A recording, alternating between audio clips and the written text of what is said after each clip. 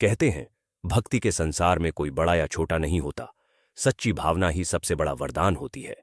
लेकिन इतिहास में एक ऐसा भक्त हुआ जिसने भोलेनाथ को अपने रुधिर से प्रसन्न किया, जिसने शिव को हंसा भी दिया और रुला भी दिया। वो भक्त था लंका का राजा रावण। रावण जन्म से ही असाधारण था। वह ब्रह्मर्षि विश्रवा और राक्षसी कैकसी का पुत्र था, परंतु उसका मन किसी भोग विलास में नहीं बल्कि भक्ति और ज्ञान में डूबा रहता था। कहते हैं, बचपन से ही वह महादेव का नाम जपता था। ओम नमः शिवाय, ओम नमः शिवाय। उसकी सांसों में शिव थे, उसकी चेतना में शिव। रावण ने वर्षों तक तपस्या की।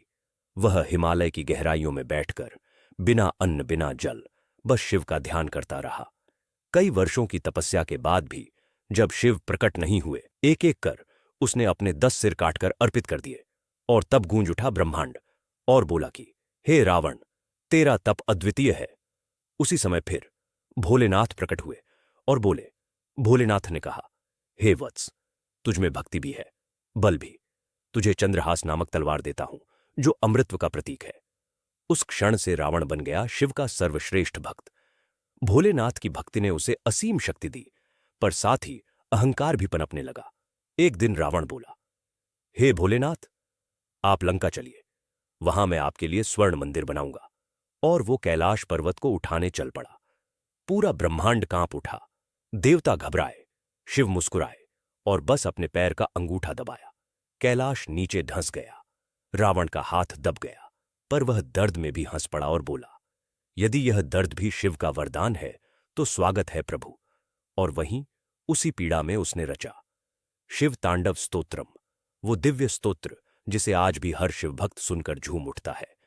शिव की प्रसन्नता पाकर रावण ने उनसे निवेदन किया, हे प्रभु, मेरे साथ लंका चलिए, मेरे राज्य में निवास कीजिए। भोलेनाथ बोले, ठीक है, मैं तेरे साथ चलूंगा, पर ध्यान रहे, जहां तू मुझे धरती पर रख देगा वहीं मैं स्थिर हो जाऊंगा। रावण शिवलिंग लेकर चला दिया, पर बीच रास्ते देवताओं ने चाल चली।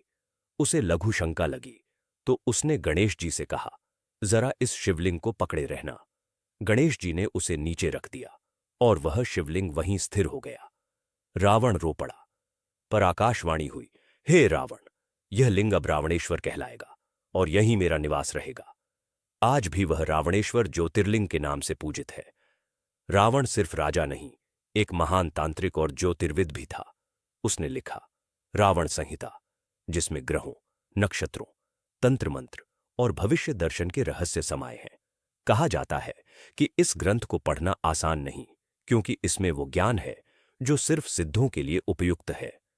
कई साधक आज भी रावण संहिता के माध्यम से शिवतंत्र की गहराई तक पहुंचना चाहते हैं। रावण की भक्ति सच्ची थी, पर उसका अहंकार उसका शत्रु बन गया।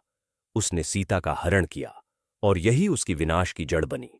जब भगवान राम ने उसका वध किया तो कहते हैं, शिव स्वयं प्रकट हुए और बोले, हे रावण, तुझे मैं अपना भक्त मानता हूं। तेरा अंत मृत्यु नहीं, मोक्ष है। राम ने लक्ष्मण से कहा, जाओ, इस महान विद्वान के चरणों में ज्ञान प्राप्त करो। और इस प्रकार रावण ने मृत्यु के क्षणों में भी शिक्षा दी। जब रावण ने अंतिम सांस ली, आकाश में गूंज उठा, हर हर महादेव। शिव के गण प्रकट हुए और उसकी आत्मा को शिवधाम ले गए। कहा जाता है, रावण आज भी कैलाश में है, जहां वह शिव के चरणों में बैठकर शिव तांडव का जाप करता है। रावण की कहानी हमें सिखाती है, भक्ति जब अहंकार में बदल जाए तो वो विनाश निश्चित होता है, पर जब अहंकार भक्ति में घुल जाए तो मोक्ष सुनिश्चित होता है। क्योंकि भोलेनाथ को दिखावा नहीं चाहिए, बस सच्ची भावना चाहिए। अगर आपको भोलेनाथ के इस अनोखे भक्त की कहानी पसंद आई तो जय भोलेनाथ कमेंट में जरूर लिखें। और ऐसे ही दिव्य रहस्यों को जानने के लिए भोलेनाथ की महिमा चैनल को सब्सक्राइब करें।